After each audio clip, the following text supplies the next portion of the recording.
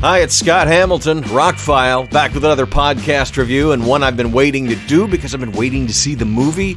We're going to talk about TENET, and I'll try and keep the spoilers to a very minimum. So TENET is one of those movies I was just super hyper excited to see, but wanted to watch and read as little about it as possible. From the very first trailer, I thought, okay, I'm in, I'm done.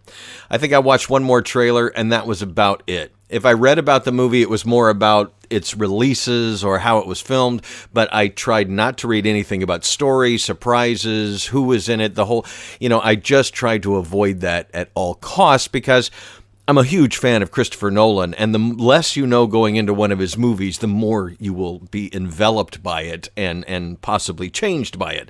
I'm not saying that every single one of his movies are life-changing affairs. The third Batman movie is just one that popped to mind. But some of his movies, like Inception or Interstellar, will make you think about things in a different way when they're over, and that's the power of movies and entertainment in general and art. And so anyway, that he can take something as convoluted and as confusing as this can be, and again, I'm going to try to avoid as many spoilers as possible, and make it an entertaining thrill ride on top of all of the plotting and acting and the hyper-realism. So let's talk a little bit about TENET, and I will try not to spoil things, and let's just call it what it is. About an hour into the movie, I'm like, this is Christopher Nolan's version of a James Bond movie.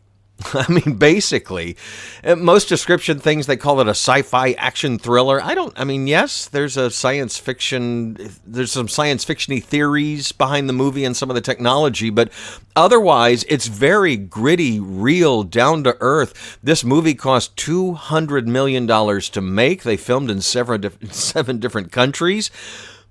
Doesn't that sound like a James Bond movie? And even when there are special effects, you don't notice them. I mean, everything is done so realistically. This is not like they spent $200 million on a Star Wars movie and it's all glitz and glitter and explosions. And no, they spent all this money to make it look like it really happens. It's a real movie. It's a real situation. It's all very much grounded in reality. So you have the protagonist,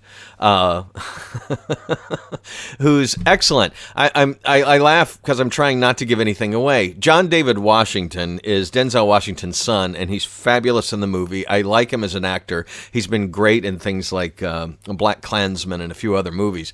And if you close your eyes sometimes, he sounds like his dad when he speaks. Really good in the movie. Robert Pattinson, it's a great cast as usual. Kenneth Branagh, Michael Caine, Martin Donovan. Really enjoyed the cast. Everybody's acting, but it truly is John David Washington's movie for the most part. We see the majority of the film through his eyes as he's introduced to the concepts and what's going on behind the scenes. And Robert Pattinson is there kind of like Q or a Felix to give him some backstory and kind of catch him up on things. But it basically is a espionage thriller in its simplest form. If you want to boil it down to that, it's just the main plot point / MacGuffin that kind of runs through the whole movie, turns it into a science fiction action thriller. But it has a lot of what I liked a lot about most of Christopher Nolan's movies, and this one especially, just drops you in it. Doesn't give you a whole bunch of explanation at first. You just he hooks you with, there's this opening scenes that happen, and it's things you've seen in the trailer. Matter of fact, most of the stuff in the trailer happens in the first 45 minutes of the movie, and it's a 2.5-hour film. So my roommate and I looked at each other like, all right, now that we've seen most of the trailer stuff, what's going to happen now? And it was great. But by the end of the closing vignette scenes, whatever that gets you into the name of the movie, you're completely hooked. It's like, wow, okay, I'm intrigued. Let's go. And then the movie kind of gets started. But it opens with a James Bond-esque kind of scene that ends in a surprising way and then continues after that, after it puts the movie title up on the screen. And pay attention to little things on the way. This is a not so much a densely plotted movie, but like something like Inception or Looper, this movie kind of revisits some things or kind of loops back on itself in a couple places. And if you've paid attention, you will do better going forward, if that makes any sense. And he layers some things. By the end of the movie, there's quite a few things layered on top of layers, and it is pretty dense by the end. But honestly, we found this pretty easy to understand. Want to go back and watch it again, knowing what you know at the end. You know, it's one of those movies you'll definitely get more out of on repeat viewings. But I didn't walk away confused at all.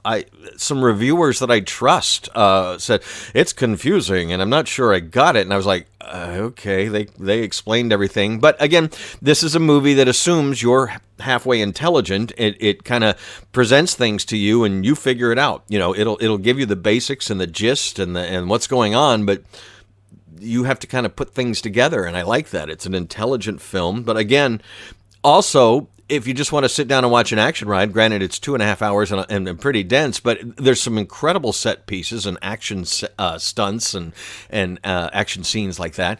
The special effects, like I said, are pretty much flawless because it just looks real. Everything just looks like it's actually happening. No laser guns, no spaceships, no teleporting, things like that. Any of the more fantastical elements are rendered very realistically within the movie. If I had a nitpick, you used Michael Caine for one scene in a 2.5 hour movie. You get Michael Caine, and he's a great character, a British intelligence officer. But that's my biggest nitpick. Michael Caine, one scene.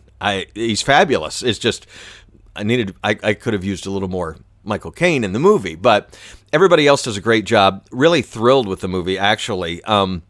Because I had read some of the reviews, the non-spoiler reviews, and I knew it got like 71% on Rotten Tomatoes, which is on the low end for a Christopher Nolan movie. And a lot of people came away with going, it just wasn't really my cup of tea. And that's what I posted last night on Facebook. That's what I said. It's not everyone's cup of tea. If you're not in the mood for something along the lines of Inception, and not that they're plots are similar.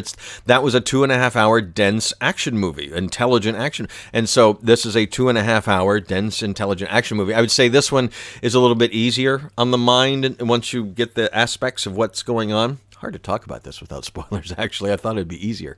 But anyway, the gist of the storyline is you have a espionage agent who's pretty good. And he's really good at action and thinking on his feet. May not be the most cultured, like a 007, and that's pointed out more than once in the film. As he goes through the adventure to try and stop a guy who's going to, overthrow the world, blow up the world, take over the world, whatever, you have this megalomaniacal dude, bad guy, villain, and he meets beautiful women. He travels around the world. It very much plays out like a 007 movie with a science fiction twist. And they've talked a little bit about it. In the trailers and such. It's not that hard a concept to realize when you realize, what it is, and it's not. What some of the other... Wow, it's really hard to talk about this without spoilers. So anyway, I will say, if you're a fan of Christopher Nolan's movies, if you like some of his his more cerebral affairs, like Inception or maybe Insomnia, which was a remake, by the way, and the only remake he's done, you will like this movie. I think it's incredibly well made. The craft on display, which is another, as I've discussed in 100 podcasts. One of the things I love about movies is actually watching the movie and figuring out, wow, how do they make that look that way? Or how did it turn out this way? Or how did the flow or the lighting or the cinematography or whatever. I like the art of making films. And this is a textbook, incredibly well made, AAA, spent all the money and just made it look real and grittily real, like you could reach out and touch it.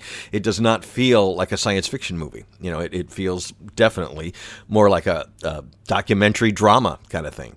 But again, it's a Christopher Nolan version of an espionage thriller, and we loved it. I thought at the end, I can't wait to watch this again. I'm like, I totally agree. And halfway through the movie, well, not even halfway, I said, we saw most of the trailer stuff in the first 46 minutes and looked, and there was still an hour and 40 minutes to go. It's like, okay, well, I guess there's a lot more to it. And there was.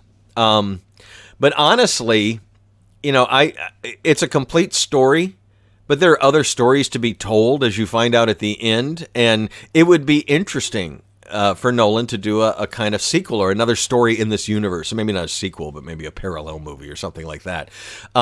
It's a fascinating technology. It's a fascinating idea, and a lot of fascinating ideas permeate the film.